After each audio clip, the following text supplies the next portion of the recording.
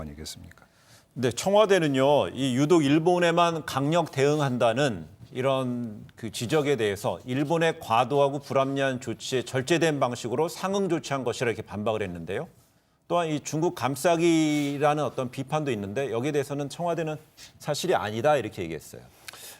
시각을 조금 달리해서 이렇게 네. 볼 필요가 있겠습니다. 이게 코로나19가 중국에서 처음에 발생이 돼서 이제 전 세계에 확산되고 있는 추세인데 네. 우리나라가 이제 지금 확진자 수로는 전 세계 2위, 사망자는 전 세계 4위 이렇게 돼서 이게 이제 더 이상 퍼지면 확산되고 이러면 안 되지 않습니까? 네. 그럼 그런 조치를 위해서는 이번에 그 일본으로부터 오는 그 비자 사적 면제를 중단해야 되는 게 맞는 건지 그걸 한번 판단해 봐야 될 거고. 예. 그다음에 일본도 그런 상태에서 이제 한국이 이제 확진이 많이 되는 그런 상황에서 이제 필요한 조치라고 했지만은 그 내부로는 어떤 좀 정치적인 고려가 또 있을 수도 있는 그런 내용들을 많이 또 다 담고 있습니다. 그래서 이런 것들이 과연 지금 우리나라가 지금 100여 개국 정도로부터 입국 금지 또는 제한을 받고 있는 그런 상황인데 네. 거기에서 일본을 정해가지고 이렇게 하는 것이 과연 어떤 상황인지를 한번 좀 판단해 볼 필요가 있다. 이게 과연 국민들의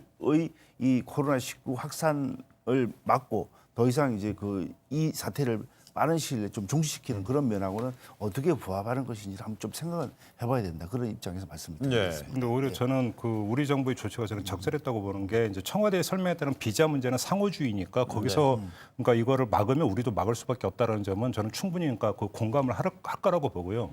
요 두 가지 그러니까 비자와 관련된 두 가지를 그러니까 제외하고 놓고 보면 오히려 우리의 어떤 조치가 일본에서 취한 조치보다 오히려 덜하다라는 거죠. 그래서 일본 같은 경우는 한국에서 오는 비행기를 나리타 오고 간사이 공항 2개만 열어줬는데 네. 우리나라는 지금 아직 추후 결정한다고 해서 여지를 두면서 지금 막지를 않은 상황이고요. 네.